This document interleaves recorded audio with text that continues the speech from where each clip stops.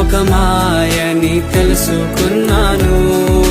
ఏది నా సొంతం కాదనుకున్నాను. తప్పిపోయిన కుమారుని నేనైతే నా కొరకై నిరీక్షించే తండ్రి నా యేసు.